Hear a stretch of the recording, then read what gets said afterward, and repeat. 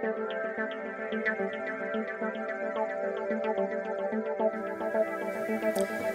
morning. In spite of the fact that we have a mutual history and language, I think I will stick to what is today the mutual European dialect called English. I'm very pleased to be here. I've been to Iceland 3-4 times over the last 20 years. I haven't been here for 10 years, and I'm really amazed at what you have done. To me, the city has totally changed in a very exciting way, and I shall spend no time on speculating on how you found the money, but I'm glad you found all the things you found, including this fantastic house. So, very pleased to be here. I'm going to speak a lot about the function of design centers and the function of the political system towards design and the importance of design. But having learned and understood a little more last night about the design center you have established here, I see already that there is a slight difference in the way that you have chosen to start it here and what we are doing in my country and in a lot of other European countries. And I think I should mention that so doesn't seem like a misunderstanding somehow.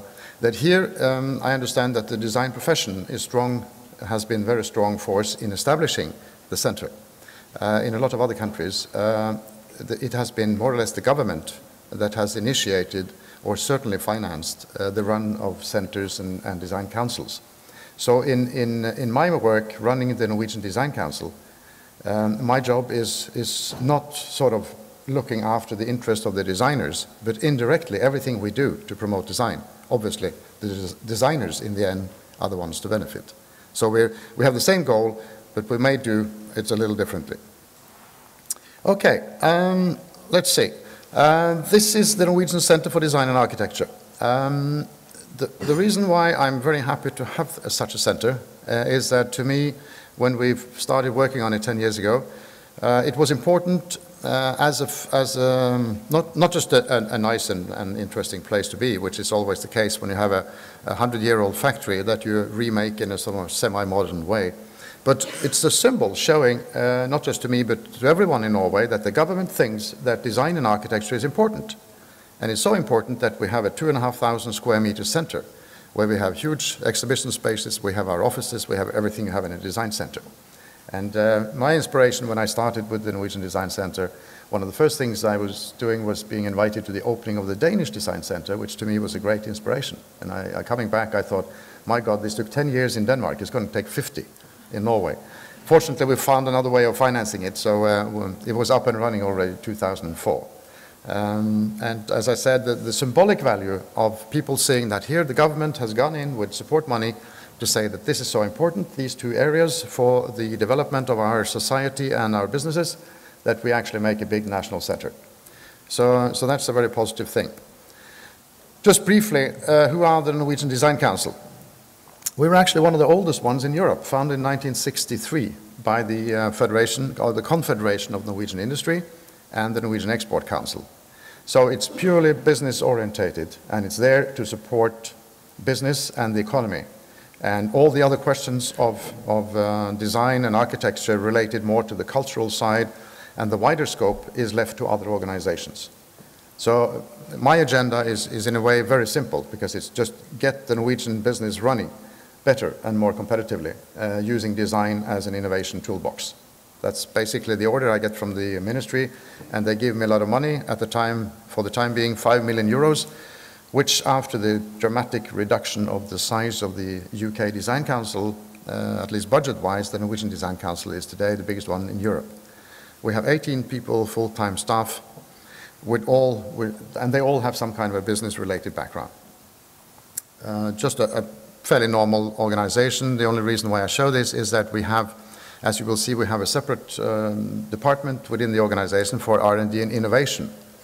And the reason for that was that when we wrote our last, about three years ago, we wrote our last strategic plan. We really highlighted the role of design as a driver of innovation. And to make sure that the Design Council was able to enter all the different public and private arenas of innovation, we then created a separate department to make sure we're there. We're we're based in Oslo, but we have a national responsibility, and we sorted that one out, making a cooperation agreement with what was at that time the Norwegian Regional Development Fund, which is also funded by the government. They have an office in every county, which is the 19 regional counties in Norway. So it gave us immediately access to all of the country, to all the SMEs, which is very important when you're using government money. You're not supposed to help Coca-Cola. You're supposed to help the SMEs to become better and more competitive, and to teach them what on earth this strange thing called design is about, and why they should not just think about it, but how they should learn to work with it. So that gave us an immediate national distribution, which is important, because otherwise, when you're running around with public money, you will always be accused of being very focused on the capital. Here, that would be more understandable, since you have half the population here. We only have 1/10. So it's important for us in the job we are given by the government to be able to reach all the SMEs all over the country. And this is how we do it in our country. This is one of the most interesting, exciting, and hopeless questions on earth. And all the design organizations I know have spent 50 years debating, discussing, being angry, being unfriendly to each other, to define what is design. And I have spent virtually no time on it, because I'm not a designer myself, and I leave that to the philosophical part of my friends. But I just picked out one. I mean, you can go on the internet, you can find, about 25 for each person you look up. Design, as John Heskett said, design stripped to its essence can be defined as the human capacity to shape and make our environment in ways without precedent in nature, to serve our needs and give meaning to our lives. And I'll just leave it at that.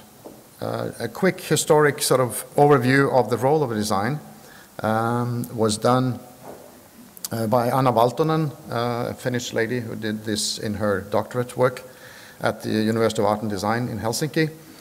And here you can see how it moved from being the initial shaping to almost being the most important strategic tool of a company. And we've seen over the years some very interesting examples of that. And the classic one these days, of course, is what all the things that happens around the Apple, and how their business model was initiated by design and has now been a complete strategic takeover, with design still in the driver's seat. Why then is design so important, apart from the fact that designers think it? I'll quote again the UK, because it's a country where the Design Council has been the most active. They are the oldest design council in Europe, and they have for many years been an advisor also to the government, which is actually the role that some of us like to play, because then we think we can have an important effect on what's happening.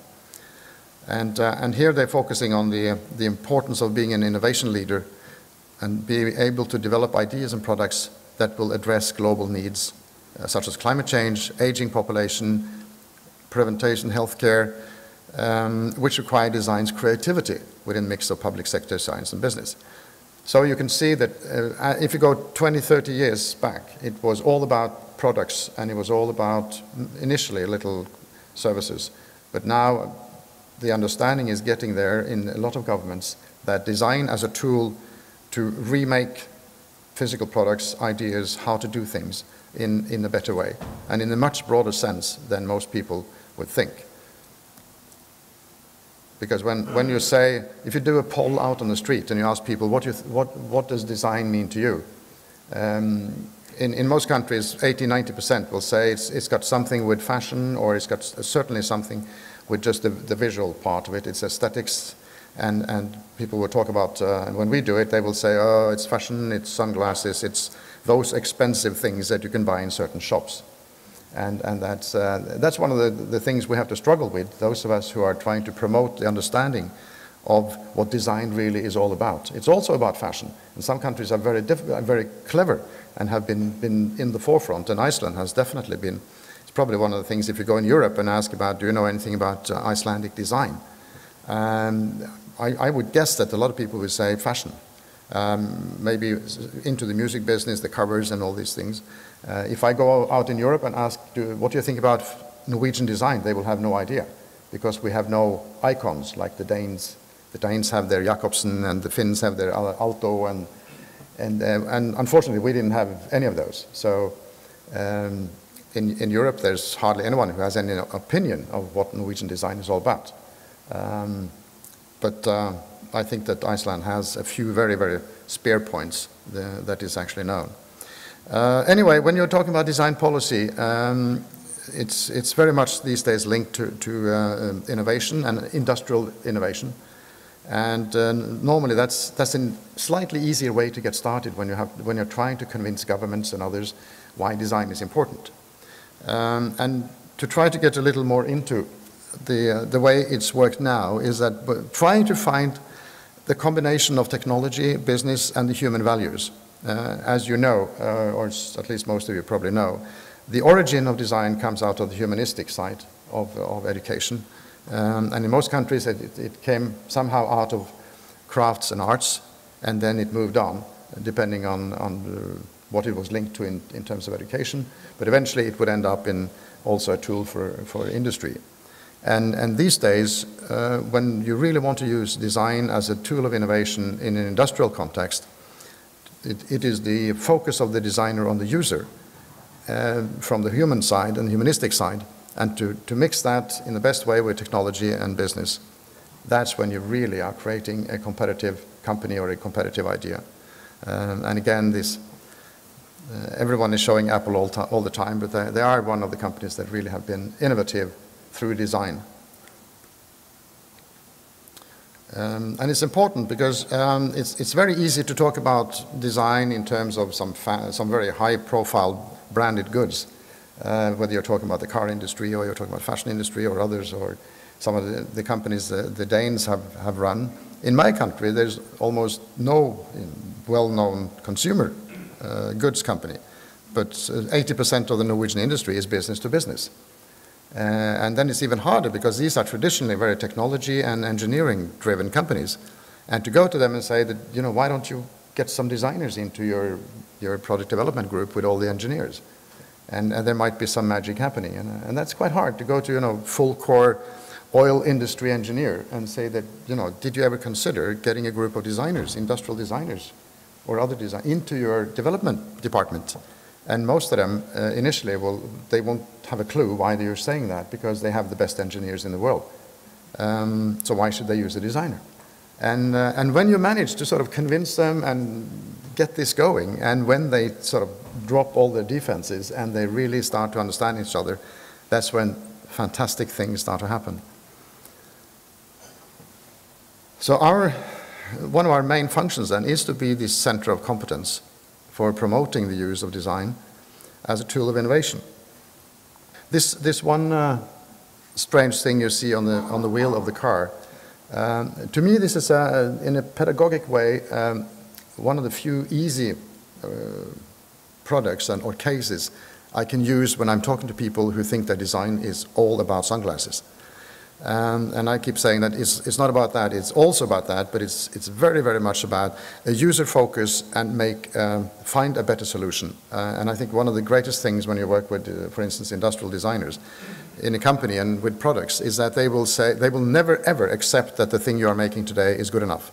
They will always go after you and challenge you and say that, can this not be done in a better way, better, and always better for the user, not to look better, but being better.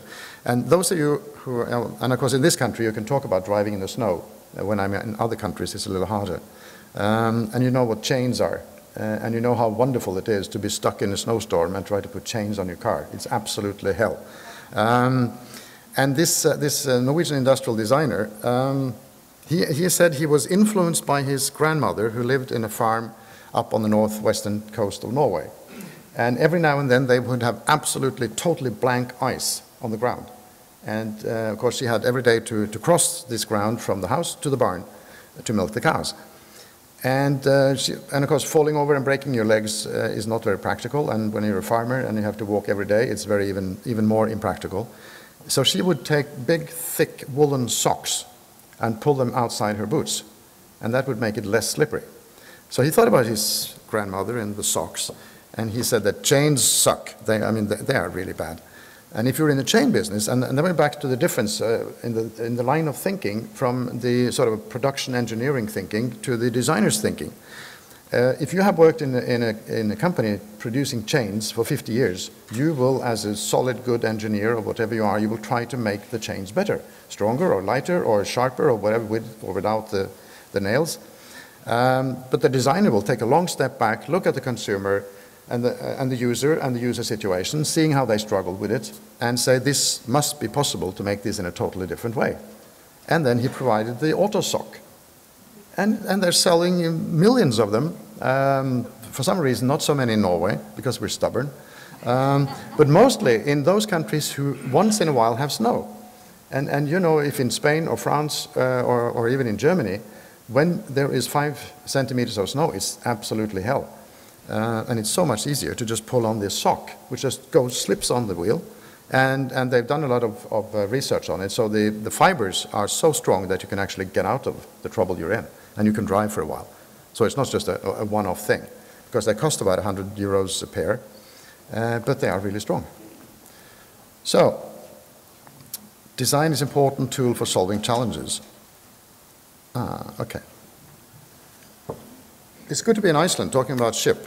I don't know if you notice anything particular about this ship, but it has a bow which is totally different from what bows on ships have been for 1,000 years. This one is sort of turning outwards the wrong way. It's called an axe-shaped bow. And the reason why they made it, it's one of the offshore shipbuilders in Norway. And the trouble with these offshore ships, they handle anchors of the big platforms, or they are supply or support or whatever they do. But their main problem is that they're stuck out there, and sometimes in 15, 20 meters waves, which makes it terribly dangerous to work on the open backside of the boat, where some people have to work. So the initial thinking behind the project was that, is there anything we can do with the structure of the ship that we can try to save the lives of those guys who, if they fall off, they're gone. So the engineering development department, they got hold of, or we found a couple of very good industrial designers for them, and they started to work together. And somehow, don't ask me because I haven't been through the process, but they ended up with a totally radical reshaping of the bow, which turned out to make the ship much, much more stable in high seas. Which was fantastic. On top of that, which is often the case when you have a very successful design project, they even got another advantage which they never thought about, which was that it consumes less fuel because it goes more smoothly through the sea. So it doesn't go up and down with all the seas. It cuts through thanks to the axe. And these people now have a huge order reserve from all over the world because of this patented ship shape. And they also did some other changes which made it more flexible. So design as part of their development department has become very, very important. Of course, service today is really becoming the big name. We are at one stage we're trying to make our industrial companies more and more competitive by using design to distinguish themselves and make better solutions. At the same time, in the Norwegian economy now, 80% of all new jobs are in services. And of course, the user orientation of the designer, which is the unique and most exciting thing about designers, it works as well, whether you're making a ship or a telephone or whatever, or if you go into a hospital to see what kind of products are there and how are they organized the hospital. I don't know how it is in Iceland, but in my country it seems that regardless of how many billions we pour into the health system and the hospital system, there seems to be eternally a few things wrong. It's partly the equipment they use, and it's partly the way they organize it. And I think that, again, the Design Council in the UK have done a lot of exciting jobs with the National Health Service. Thank you. Is it vodka? No. And you can go to their website and see some of those projects they've done, and it's amazing. And of course, doctors are good, at least most of them are, when they try to help you when you're sick. But why on earth should they plan a huge, complex thing like a hospital? And basically, historically, the doctors have done it all, and I mean, doctors should stick to what they could have. And that's why we see that when we start to do health improvement and innovation programs for the health service, which we have started together with the government in Norway, and pulling in designers. It's amazing how easily and how well you can change things. The only problem, and that's probably a universal thing, is that health systems and hospitals and doctors are very stubborn, and this thing not invented here is really, that's really a barrier, but keep pushing, it's coming. So again, this is just to prove that the part of the economy in most Western countries now where the service is taking over is very, very dominating.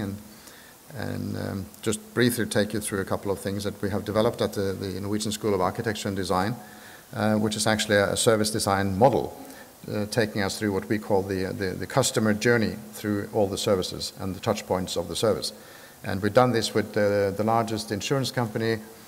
We've done it with parts of the postal service, and we've also done it with a couple of big banks. And it's really fascinating. It's only in the beginning of the things, but when these companies really understand that a strange thing like a designer can actually come in and improve their services, it becomes interesting. In fact, we have established this May, a National Center for Service Innovation, which is based at the School of Business and Economics and Business Administration, and it's had a lot of stakeholders, and some of them are the biggest service institutions in the countries, in insurance, banking, post, the ones I was mentioning. And it's funded by the Norwegian Research Council, and it's going to run initially for a 3-year as a project to see how we can improve big service institutions in the country. And also constantly trying to expand the areas that we can work or introduce designers as a profession who can improve things. And this is what it's all about. And maybe that's why it's becoming a little more easier to talk to politicians and bureaucrats about the importance of design, because you're always looking at improving, and that's their job as well. And they're very often they're struggling. They will always say that they don't have the money, but I think the equally important is that they lack the tools of improving things, because they haven't got the profound understanding. And I think that the designer's ability to really uncompromising focus on the interest of the user and the end user makes it easier for them to see possible changes and possible improvements, which traditional bureaucratic run projects will have much greater difficulties in finding. We've done a little research on design, and I'm just going to show a couple of pieces which to me and to our organization has been very important when we are talking to people who are not really buying the idea of design being important, being fascinating, being a problem solver or whatever. We found that design-driven companies in Norway are more than twice as innovative as the others, which to me is extremely important. It's very good to have that piece of research. We interviewed 1,200 managers of Norwegian businesses, and to make it a little more simple but still to focus on the important thing, we defined innovative as to what extent, if the company had within the last 3 years introduced a product or a service which was new, not to themselves, because that's not interesting, to the market. And that's a very simple and very common definition of being innovative. And we found that 69% of the design-driven companies had done that, and only 28 of the others had. Which made me even more happy was that these figures are almost identical to the ones found in the UK 5 years ago. So now at least I can go to all the politicians and bureaucrats and business people who do not believe that what I'm talking about is important, to say that both international and Norwegian studies show that design-driven companies are more than twice as innovative as the others. And in my opinion, innovation and creating new and better solutions is the most important challenge for any company. And I spent 25 years in business internationally, so I know a little about this part. Also, to support this good news, is some other areas that design-driven companies claim, 64% of them claim that they have increased competitiveness. 48% says they have increased market share, which is also terribly important to most companies. Increased profitability is definitely important, otherwise you'll die in the long run. 43% had increased turnover, and 32% developed new markets. And these are type of figures that I find in other countries as well. So I feel very good about the research. I feel even more good about being able to have it and to try and use it to convince, for instance, a company manager who doesn't believe that, what's in it for me, which is always the first question that a manager will ask, because it's all about money and survival. So why do we need public design policies? Because if I have these nice proofs, it should be, the market should understand by itself that, yes, let's buy 6 meters of design and everything is solved. But the world doesn't work like that. There's a lot of traditional thinking even in high-powered companies. Because, this is the way we did it here and we have succeeded, and why should I listen to you coming to introduce something which I don't know? And that's why governments define this as a so-called market failure. In other words, there's a good idea out there, but they don't grab it. And that's why governments in some countries, or in quite a few countries eventually, are spending money on organizations like mine to try in any way we can to convince, first of all, businesses, but initially also others, like the hospitals, to use this toolbox which we call design and the design thinking and the creative ability of the designer to totally disregard all the old solutions and find new and better ones. So what does it look like in Europe then? First of all, I like to quote this one. It just came out off the press, so to speak, a couple of months ago. Denmark is probably one of the countries in Europe who are doing the most work on design policy. The government is very, very on the ball, very good at both listening, understanding, and initiating things as well. They just had a commission that finished their work, the so-called Danish Design 2020 Committee. And they said that they envisioned that in 2020 Denmark is known as the design society. By that we mean a society that at all levels and in all responsible way has integrated the use of design to improve the quality of people's lives. That's important, obviously.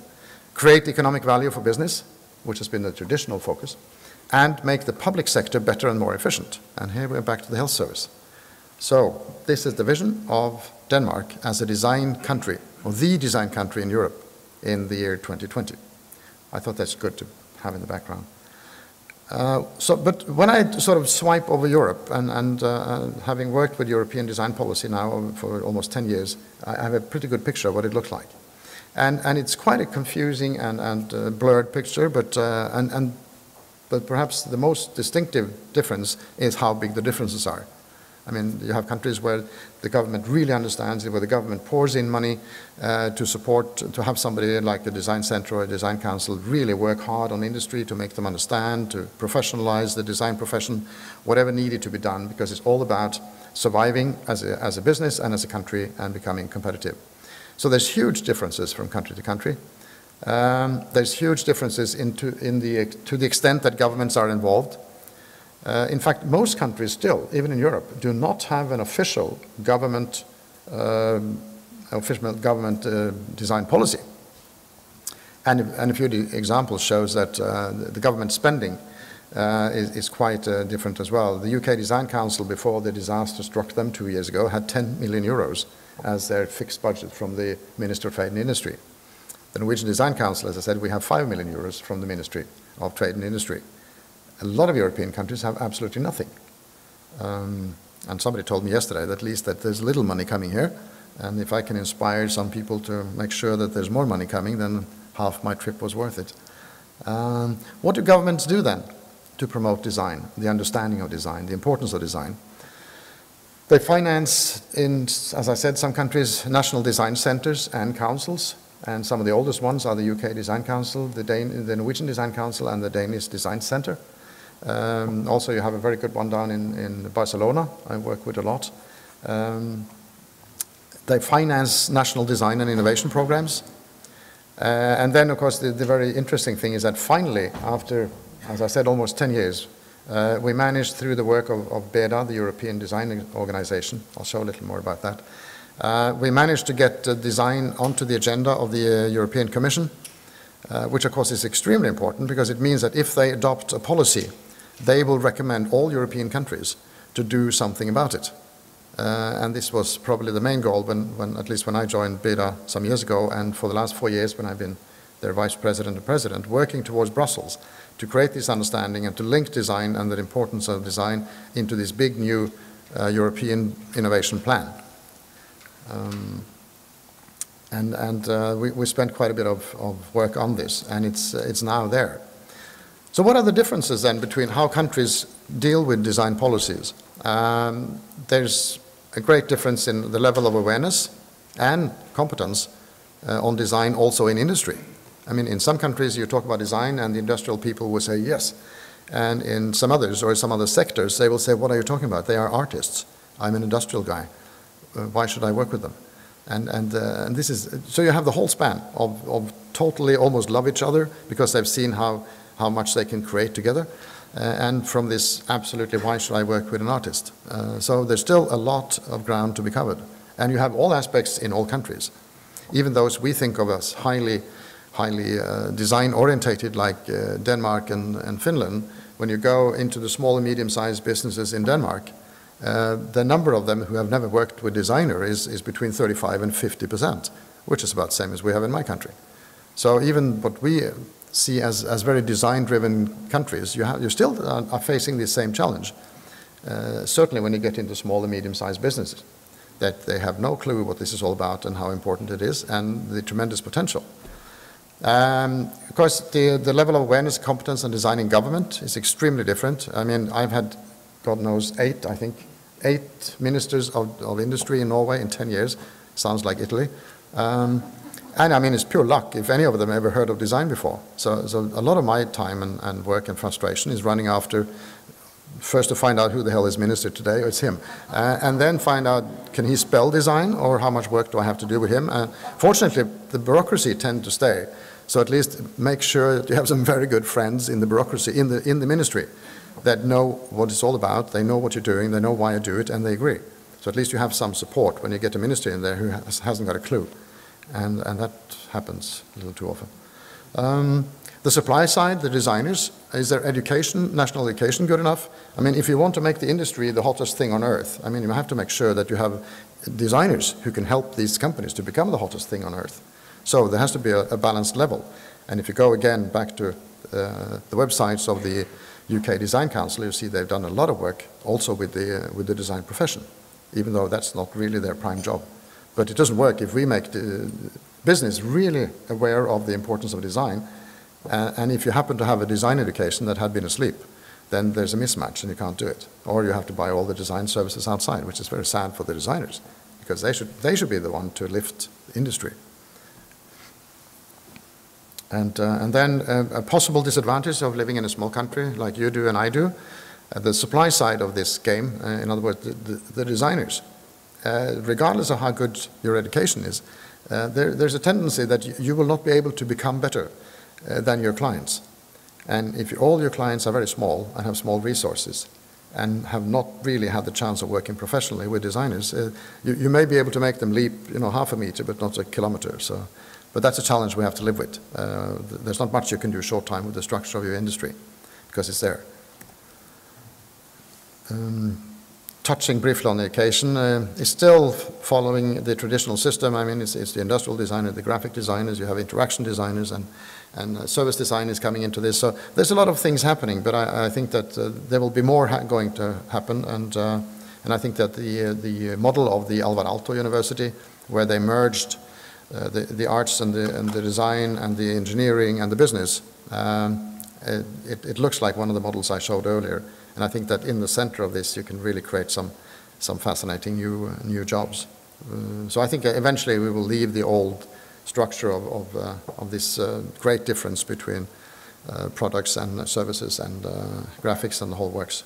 And I think that products like Apple show that this is not one or the other, it's all of them.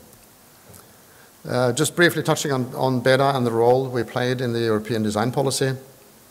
It used to be the Designers Association, looking after the interest of designers, founded in '69 at the time when nobody knew what a designer was.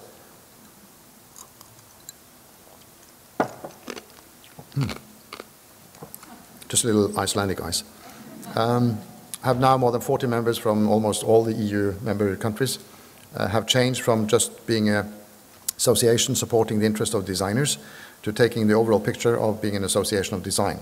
So now it's about 50-50, the membership, designers associations and design centers and design councils and the like. And as I said, lately we have been focusing on the lack of a presence for design in policy in Europe.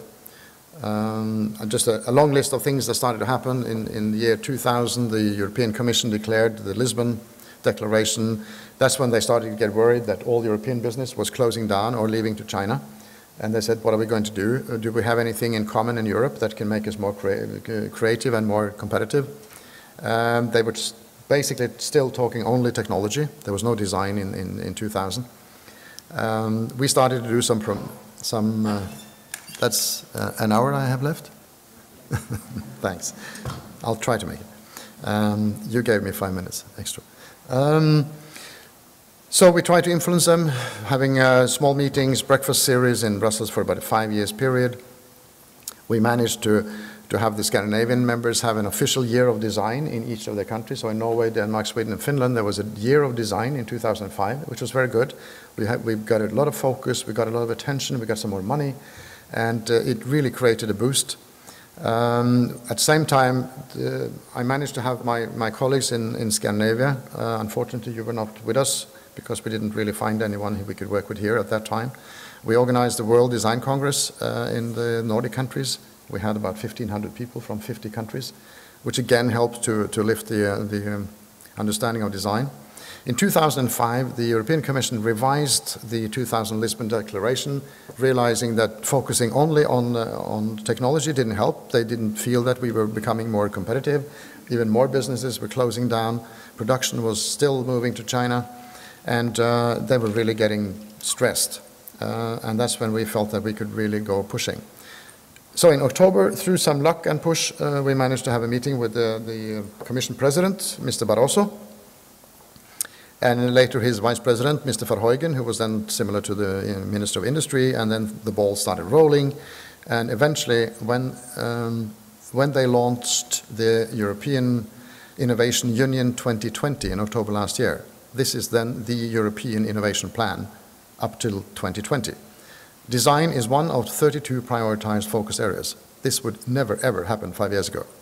So this was really a breakthrough for design in Europe, in European policy.